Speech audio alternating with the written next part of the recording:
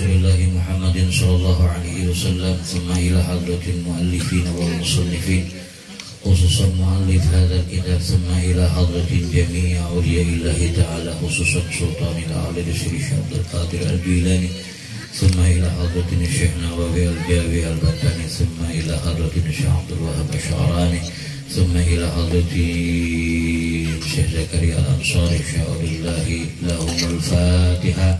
A'udzu billahi minasyaitonir rajim. Bismillahirrahmanirrahim.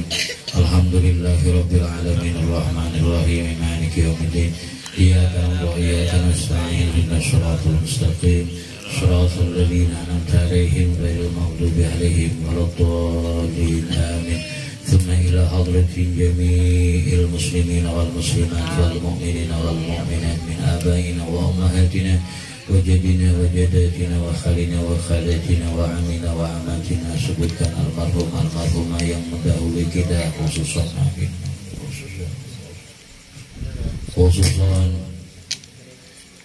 min ummati Muhammadin sallallahu alaihi wasallam. Al-Fatihah.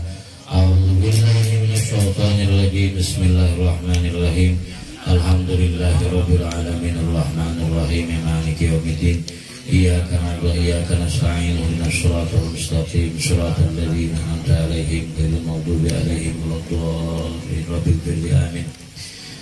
Alhamdulillahirabbil alamin wassalatu wassalamu ala sayyidina Muhammadin wa ala alihi wa sahbihi wasallim. Yang saya muliakan segenap pengurus Majelis Darus Syifa, dan yang saya muliakan Bapak Ibu para jamaah, yang mudah-mudahan semuanya dalam keadaan sehat walafiat.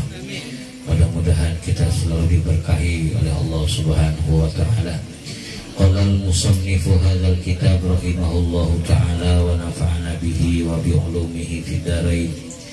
Faslun, bermula ini fasal fil wudu'i, menjelaskan masalah wudu wa sholati, dan menjelaskan masalah salat. Qala, bersabda siapa Nabi sallallahu alaihi wasallam akan lafaz ya Ali. Ya Ali, wahai Ali, istaqsi, sempurnakanlah olehmu isbaghal wudu'i, akan menyempurnakan wudu. Fa innahu, maka sesungguhnya itu isbaghal wudu itu syatrul imani, setengahnya iman. Fa idza tawaddarta, maka apabila berwudu engkau, fala tusrif, maka jangan engkau berlebihan, fil ma'i, di dalam memakai air. Fa idza faragta, maka apabila selesai engkau, min tuhrin, dari bersuci, faqra, maka bacalah inna anzalnahu fi lailatul qadar, surah al-qadar, min ba'di ghaslil qadamaini, dari setelah mencuci kedua kaki, asra maratin, 10 kali, yufarriju, memudahkan, atau yufarriju, menghilangkan, siapa Allah hammaka, akan kesusahanmu, akan kebingunganmu. Bapak Ibu yang dimuliakan Allah Subhanahu wa taala, menjelaskan tentang pasal berwudu dan tentang pasal salat.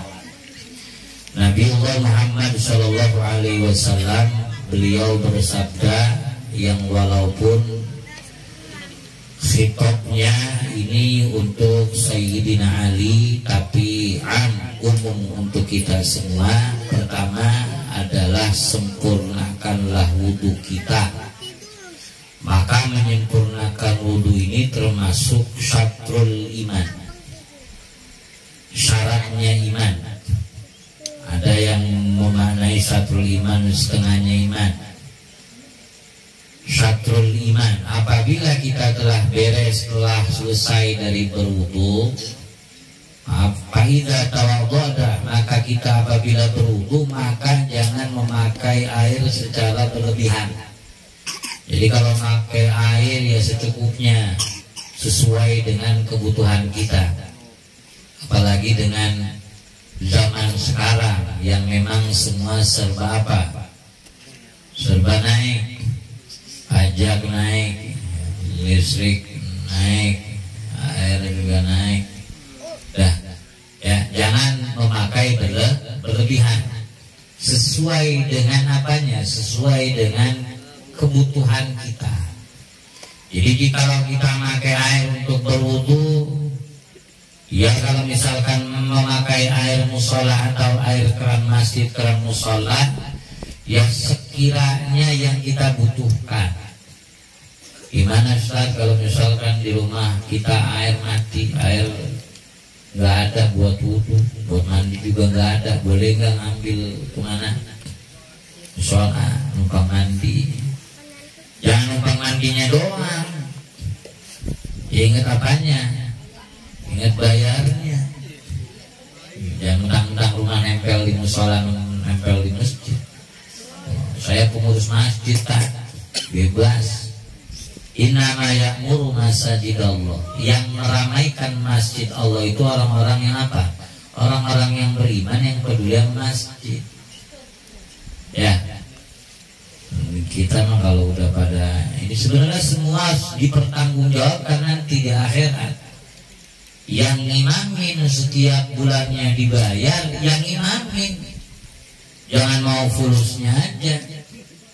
Yang azan kalau dibayar juga jangan mau apanya doang, duitnya doang, ajarnya agak mau. Betul gak? Nah, ini mau buat ingetin diri saya. Ya. Nggak butuh amplopnya mah, butuhnya apanya? Duitnya. Ya. Makanya kita makmurin masjid, makmurin musola. Ya musola jangan sampai masjid dibuat bagus-bagus, pengisnya nggak ada. Udah punya suara bagus nggak ngadzan. Yang bahaya siapa? Yang bahaya kita nih Bang. Dekat masjid bisa azan, tahu azan. Kecuali kalau emang nggak bisa azan. Allahu Akbar, Allahu Akbar. Oh, suaranya kan enak tuh ya. Nggak mau azan kalau punya suara enak. Di belakang mulu. Kita ini perantau, tahu perantau? Perantau yang pasti akan pulang. Pulang kemana Bu? Pulang ke tempat asal. Ngapain diributin soal perkara dunia? Ngapain diributin? Kita bentar lagi balik, iya bawa bekal yang banyak. Nggak bakal kenal Pak nanti yaumil qiyamah kalau kita apa? Kalau kita nggak memperbanyak amal, hablum minallahnya bagusin, hablum minannasa juga bagusin, wudunya ya juga bagusin, sholatnya bagusin, perkara sama manusia juga bagusin.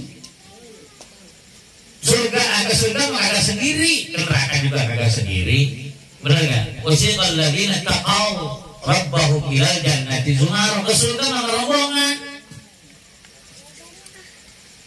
Ya nggak mungkin darusi majelis saling darusi Pak. Ujung-ujung si orang doang yang ke surga, kita kagak diajak. Agak lah, bareng-bareng lah kita. Benar nggak? Orang yang ngamparin, melebarin ini karpet, melebarin ini terpal. Saya mengkiaskannya ini aja lah. Ada salah satu hadis baginda Nabi Muhammad SAW.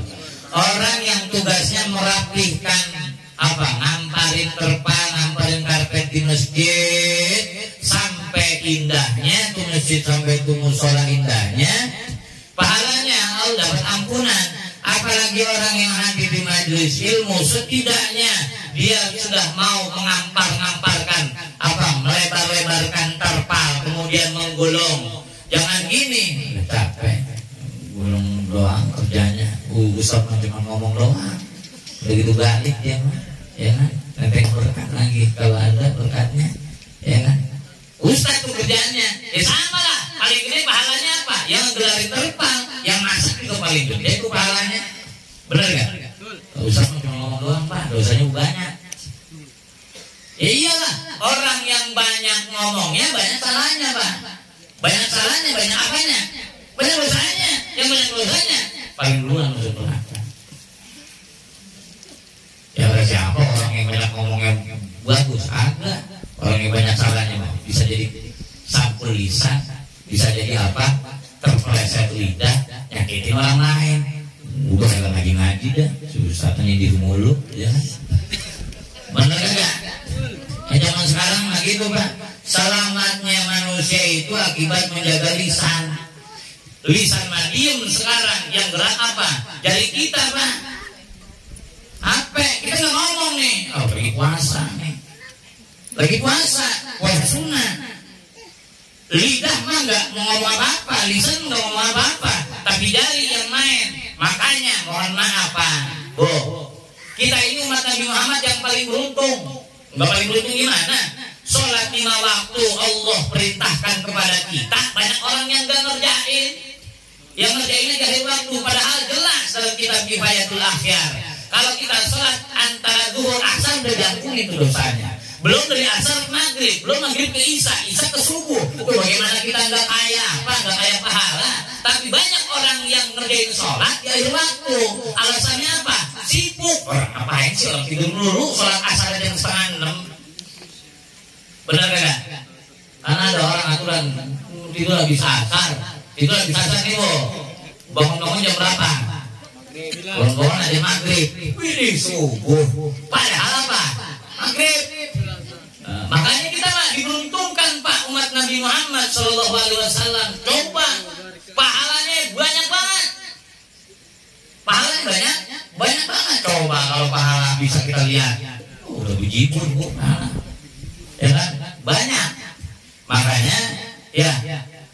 Apa yang kita perlukan sekarang ini sudah apa? Sudah zaman sudah canggih. Bayangkan tadi kita tidak memakai air secara berlebihan, kemudian berwudu, kemudian kita baca surah Al-Qadr. Setelah kita membasuh kedua kaki, baca Al-Qadarnya 10 kali, ada yang mengatakan 7 kali, maka Allah hilangkan apa? Hilangkan bingung kita. Jadi kenapa? Nggak jauh. Perkara paling bingung apa? Bingung ekonomi. Besok makan apa ya? Besok makan apa ya? Karsok. Besok makan apa ya? Kita nggak jauh, padahal sudah jelas. Ini kalau kita wudhu sempurna, kemudian kita berdoa pasrah kepada Allah. Kan kudu ikhtiar Ustaz. Doa juga ikhtiar. Tuh, bagaimana nggak hebat ya sebagai umat Nabi Muhammad. Maka idza faragta, apabila kita telah selesai dari bersuci, ya, maka ambillah air, kemudian usapkan air tersebut pada 2 tangan kita, ya, kemudian dua kaki kita, maka kita baca subhanakallahumma wa bihamdika asyhadu an la ilaha illa anta wahdaka la syarika lak astaghfiruka wa atubu ilaik. Biasanya kita pakai setelah baca surah Al-Qadr tadi, kemudian baca asyhadu alla ilaha illallah wa asyhadu anna Muhammadan abduhu wa rasuluh. Allahumma ij'alni minat tawwabina waj'alni minal mutatahhirin waj'alni min ibadikas. Kosong dibaca Bu. Suka dibaca Bu? Bukan. Sama yang ngomong bukan. Ya itu, ya kita diingatkan terus, ya. Maka apa tadi? Orang yang terbiasa baca doa tadi, maka Allah ampuni dosa yang kecil dan dosa yang besar. Dosa besar banyak Bu. Tadi Allah ampuni dosa kita dari zuhur ke asar ke maghrib, dari ampuni itu dosa-dosa. Apalagi dosa yang besar nih. Dosa yang besar musyrik. Kemudian apa? Menyakiti orang tua, itu udah jelas. Emak punya anak 10. Seorang ibu punya anak 10 nih. Dia menginjak umur 70 tahun. Anak yang 10 sukses semua. Giliran emaknya sakit, nih anak yang 10 kagak bisa ngurusin emaknya. Tapi emaknya bisa ngurus anak 10 sampai sukses. Betul nggak?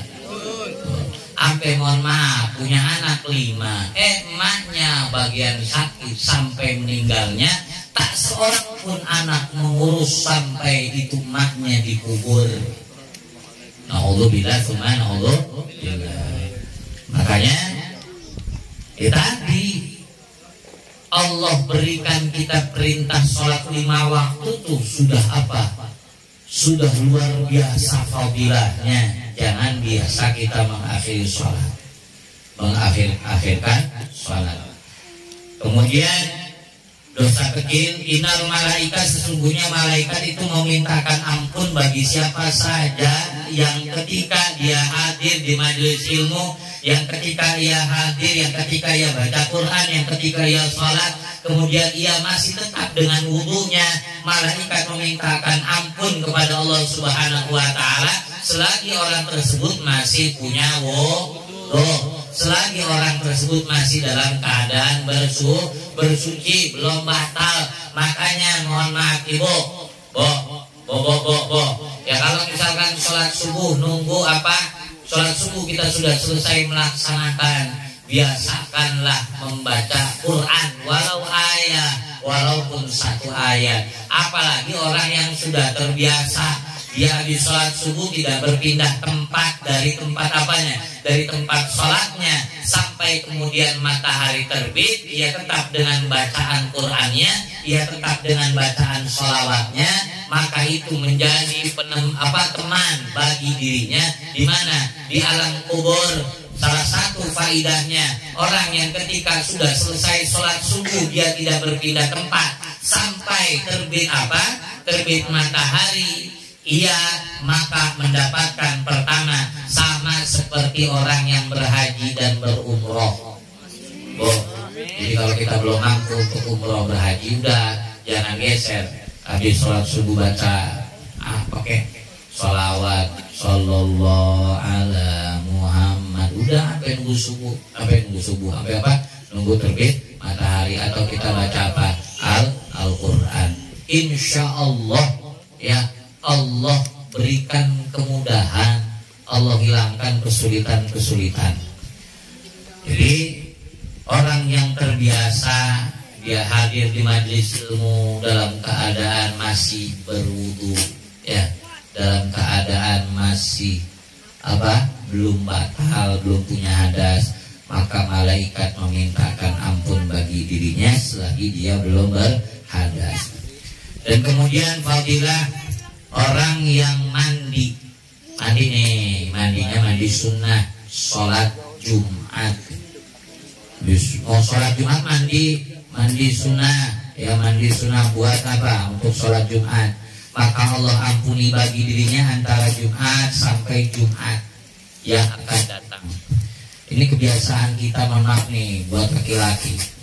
Kalau khatib belum naik mimbar yang untuk memulai khutbah yang kedua, kita belum datang ke masjid tuh, apalagi belum qomat.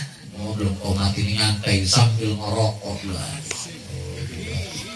Masjidnya dekat rumah ya, nongkrong aja di depan sambil nyeduh kopi. Lama banget nih khutbah ya. Khutbah lama, amplop udah dilem, udah segitu aja, mau nambah 1 jam udah selesai. Padahal mohon maaf Pak, itu malaikat nungguin orang yang pertama masuk ke masjid, itu pahalanya gede. Ya. Nah ini bagi perempuan gimana yang gak sholat Jumat? Walaupun memang ada dalam kitab Riyadul Badihah boleh perempuan sholat Jumat. Tapi maaf nih, kalau perempuan sholat Jumat, kebanyakan zaman sekarang kan bukannya bagus ya, terjadi fitnah. Ini kagak usah sholat Jumat, ini sholat Jumat aja lah. Walaupun ada ulama yang memperbolehkan, tab'an bihaulai. Alasannya adalah mengikuti orang yang 40 laki-laki. Gitu. Jadi ini mandi nih, ya, mandi dulu, pakai pakaian yang bagus, pakai pakaian yang layak. Mohon maaf, kita kalau ketemu RT pakai baju koko yang rapi, pakai batik. Bila mau sholat Jumat, pakai baju pendek, celananya prit. Assalamualaikum. Di kita mah nggak galib sih, nggak biasa. Habis sholat Jumat baca Fatihah, Falak, Anas, ya, Al-Ikhlas, Falak, Anas, 7777. Udah apaan tuh? Lama banget ya ini. Padahal apa? Al-Fatihah 7 kali, ya. Kemudian apa lagi? Al-Falak, Al-Ikhlas, Anas, baca doa apa? Ilah, tulis gitu. Di kita nggak galib, nggak biasa. Coba, kita kalau ke daerah kampung, Banten, itu di Banten yang dipakai sholat Jumat cuma satu masjid, masjid yang biasa pakai sholat Jumat. Dan khutbahnya pun nggak lama. Di kita mah khutbahnya lama, sholatnya Lama tuh. Enggak bener Bu. Khutbahnya lama, sholatnya lama. Kalau khutbahnya pendek, sholatnya pendek, saya itu Bu. Khutbah nggak usah lama-lama, khutbah pendek, nggak usah lama-lama. Ntar ngomongnya apa? Lantur, apalagi nggak pakai apa? Nggak pakai teks cerita nih Bu. Saking buru-burunya nih, takut apa? Takut azan Jumat, ini Sohoti berangkat pakai helm Bu. Wah, jalan nyampe ke masjid, wah dimudah aja ya kan. Dia belum lepas helmnya, main takbir aja. Allah Akbar, tuh helmnya nggak lepas. Liatin, ya kelupaan kali. Atau yang pakai teks, saking terbiasa yang lihat teks itu buat panduan aja, makanya jangan selembar. Kalau selembar, kalau ada kipas angin di atas mimbar, ketiup tuh lembaran, ya, kepala udah terbang duluan. Ya, walaupun kita nih maaf nih, ya, makanya emang jelas dalam ilmu fikih, walayasihu tidak sah imam yang bacaan Fatihahnya nggak fasihat jadi imam, kecuali sama-sama makmumnya kurang fasihat, imamnya kurang fasihat. Boleh tuh, ayo periksa dalam kitab Kasifatu saja. Bahkan dalam kitab Riyadul Badiah, berarti imamnya cari imam yang fasihat. Fasihat itu ukurannya kayak apa sih kan? Apakah langsung nyambung sanadnya ke Rasulullah? Ya kalau berguru mah jelas nyambungnya kemana. Sanadnya ke Rasulullah, qiraatnya juga. Qiraat yang banyak, ada qiraat Imam Hafaz, ya qiraat lainnya, qiraat Sab'ah, qiraat Asyar. Nggak usah jauh-jauh lah. Kita yang baca apa? Suratul Fatihah, ya otomatis imamnya juga kudu apa? Kudu fasihat dalam membaca suratul Fatihah. Jangan sampai gini, mohon maaf, ya imamnya kagak mau diganti itu.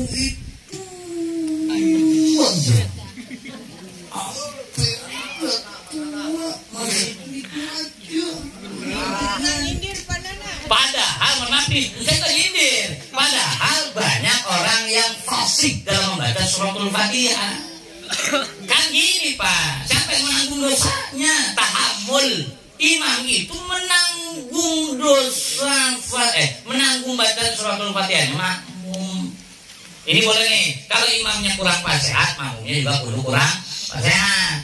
Kalau makmumnya fasihat, imamnya kagak, lebih baik apa? Makmum yang dijadiin imam. Makanya pernah lihat hidupnya Ustaz Hadi Hidayat gak? Ada Ustaz Hadi Hidayat pernah menyampaikan. Beliau kan ahli Quran ya, hafal Quran. Kemudian ada yang nggak mau digantiin yang nggak mau digantiin imam dengan alasan sudah bertahun-tahun. Udah kata beliau ngimamin duhur sama asar. Ternyata dalam catatan kitab Kasifatu saja ada Pak. Orang yang ngimamin duhur asar juga perlu diperiksa Fatihahnya setelah dia rapi beres membaca apa. Setelah dia ngimamin tanya dulu nih, dengerin baca Fatihahnya benar apa kagak. Gitu. Mohon maaf. Karena apa? Karena urusannya ini bukan urusan dunia, tapi urusan akhirat. Walaupun ini belum ketok palu nih, ya kita mazhab Imam Syafi'i, Imam Hanafi, Imam Hambali, Imam Maliki, mazhab kan 4 nih. Nah kemudian qiraatnya kita ikut siapa? Gitu. Makanya jangan dibahasakan, oh Ustaz musola ini tak musola bukan Islamic Center. Daerah bukan Islamic Center kan? Ini kan urusannya berjamaah, bukan urusan apa? Bukan urusan perkara masalah apa? Masalah di luar sholat. Berarti apa? Mau itu musola, mau itu masjid, mau itu di dalam rumah, maka dahulukanlah orang yang apa? Alam, orang yang mengetahui. Kecoa itu mengikut ngaji, bukan apa? Kecoa. Kecoa, ibu, kecoa. Kecoa itu bukan apa? Bukan burung, dah. Ya, jadi gitu. Jadi, ya bahwa pahalanya antara Jumat ke Jumat Allah apa? Allah ampuni orang yang apa?